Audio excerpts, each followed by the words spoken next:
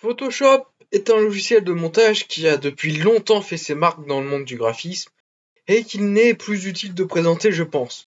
Ce logiciel a une logique basée sur les calques, comme beaucoup de logiciels de montage d'une certaine façon. En gros, pour chaque élément de votre compo, vous aurez souvent un calque, ce qui vous permettra de travailler les éléments séparément sans modifier le tout. Ces calques, quand ils sont vierges, ce ne sont que des feuilles transparentes qui se superposent les unes les autres. C'est-à-dire que dès que vos calques ne seront plus vierges, celui supérieur aux autres dans le gestionnaire de calques apparaîtra au-dessus de tous les autres, et le deuxième sera visible sur ceux inférieurs, mais caché par celui du dessus, etc. Vous allez travailler plusieurs types de calques. Ça peut être une photo, un texte ou même un élément d'une autre nature dans certains cas. Mais ça reste le même principe dans tous les cas. On verra par la suite que vos calques vont permettre d'appliquer des effets à d'autres calques. C'est le principe des calques de fusion, des masses d'écrêtage, plein d'autres trucs. Bon. Sur vos calques, il existe un réglage que vous allez pouvoir utiliser très facilement. Il s'agit du menu d'incrustation, du mode d'incrustation. Il y a plusieurs options dessus, c'est un menu déroulant, hein. Et vous allez souvent les utiliser. Donc le mieux c'est de faire plusieurs essais pour voir comment se comportent vos calques en fonction des différents modes et ensuite d'adapter. Si vous double-cliquez sur un de vos calques, vous allez avoir une fenêtre d'options de fusion qui va s'ouvrir. Encore une fois, c'est plutôt important comme option.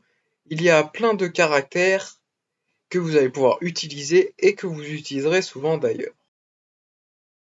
Photoshop possède bon nombre d'outils, sûrement que vous n'utiliserez pas tous. Perso, je ne les utilise pas tous. Mais vous verrez au fur et à mesure que vous utiliserez le logiciel, vous allez vous spécialiser sur certains outils entre guillemets et avoir vos préférences. Il faut savoir que vous pouvez personnaliser votre espace de travail pour trouver les outils qui vous conviennent le mieux. Pour cela, il suffit de déplacer avec sa souris les différents menus. Parmi les outils que vous allez sûrement utiliser, il y a déjà l'outil de déplacement qui sert, comme son nom l'indique, à déplacer des éléments sur un plan 2D. Ensuite, le pinceau, il va vous servir dans un premier temps à poser des couleurs, mais vous allez voir au fur et à mesure de vos expériences sur le logiciel qu'il a bon nombre d'utilités.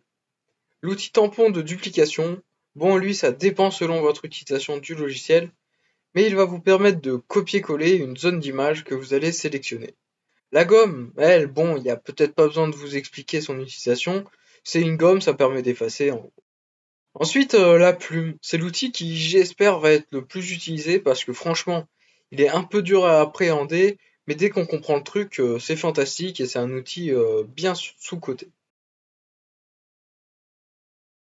Et enfin, en dernier, vous allez avoir l'outil de couleur. Là, vous allez pouvoir choisir deux couleurs principales. Vous allez pouvoir faire passer l'une à l'arrière-plan et l'autre au premier plan, comme vous le souhaitez, suivant votre utilisation. Donc en gros, celle du premier plan, c'est celle qui va s'appliquer à votre pinceau. Et puis celle du deuxième plan, il suffit de la faire passer au premier plan, par exemple en appuyant sur X, pour la faire passer, pour l'appliquer à votre pinceau. Et ça vous permet quoi? Ça vous permet de pas tout le temps devoir faire des réglages et de conserver les couleurs. Alors, les astuces que je trouve vraiment indispensables et vraiment sous-cotées, c'est les raccourcis clavier. Vous vous rendez pas forcément compte, mais ça va vous faire gagner un temps de fou et donc en productivité aussi. Alors, je vais vous faire une petite compile des raccourcis à retenir. Déjà, selon moi, le plus important, c'est celui pour effacer la dernière action effectuée et c'est CTRL plus Z. Sûrement celui que j'utilise le plus d'ailleurs. Ensuite, bien sûr, les raccourcis pour les différents outils. Par exemple, la gomme qui correspond à la touche E, le pinceau à la B, etc. Je vous laisse découvrir tout ça. De toute façon, il suffit de mettre la souris sur l'outil et vous allez voir apparaître le nom de l'outil suivi d'entre parenthèses le raccourci clavier. Après, bien sûr, pour enregistrer votre travail, ce sera sur un CTRL S et enregistrer sous CTRL Maj plus S. D'ailleurs, souvent, dans vos raccourcis, si vous voyez le Maj, c'est que c'est un raccourci approfondi, on va dire, qui rajoute des options et tout. Pour les sélections, ça peut être également pratique, par exemple, CTRL A pour tout sélectionner toute votre compo, et CTRL D pour tout désélectionner, mais aussi CTRL clic gauche sur la vignette d'un calque pour le sélectionner seulement lui. Comme sur tous les logiciels, il existe le CTRL-C et le CTRL-V pour copier-coller, mais on utilise surtout un CTRL-J pour dupliquer l'élément sélectionné. Maintenant, un petit dernier qui est bien utile, c'est le CTRL-T qui permet de faire une transformation manuelle sur l'élément sélectionné. Alors maintenant, sûrement la technique la plus importante à maîtriser, c'est celle du détourage qui consiste à enlever le fond d'une image en sélectionnant le sujet. Il y a dans les versions de Photoshop les plus récentes une option qui le fait quasi automatiquement, mais bon, c'est pas très intéressant, même si c'est très pratique par contre. Le premier outil, celui de sélection rapide, permet de faire une sélection au brush, un peu donc au pinceau au début. C'était celui que j'utilisais avec la baguette magique, qui permet elle de sélectionner tous les pixels d'une même couleur.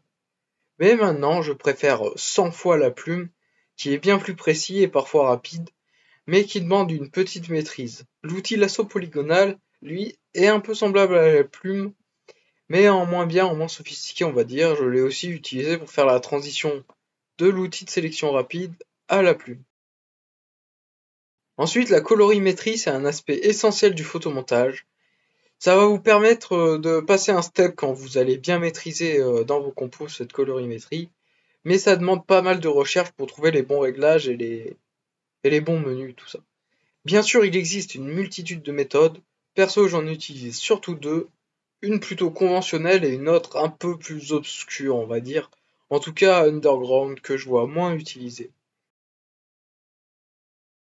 Donc la première, c'est de faire des modifications avec un calque de teinte de saturation ou toute autre option d'ailleurs. Je recommande fortement cette technique car en plus d'être peu compliquée à utiliser, elle permet une bonne personnalisation grâce à leur calque de fusion. Et bien sûr, il y a quelques aspects que je vais vous laisser découvrir par vous-même, c'est toujours marrant. Enfin, la deuxième technique consiste à faire un calque de couleur unie, de lui appliquer un masque de fusion et de venir faire apparaître les couleurs à certains endroits en changeant le mode de fusion et en faisant varier l'opacité.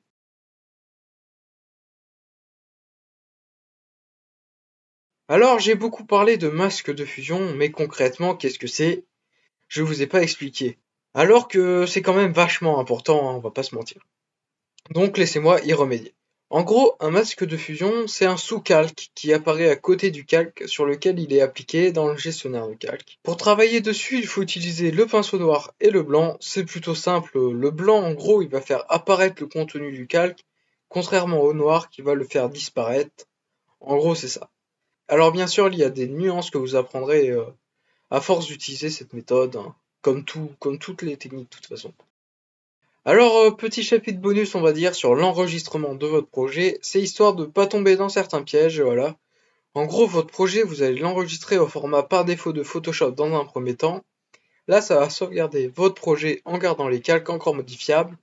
Et ensuite, à la fin de votre compo, vous allez pouvoir l'enregistrer en PNJ, ce qui va vous permettre d'avoir votre version finale hors Photoshop, votre photo sur votre PC.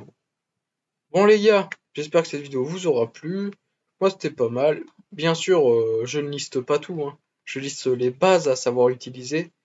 Et pour les utiliser, il faut juste s'entraîner. Et en tout cas, j'espère que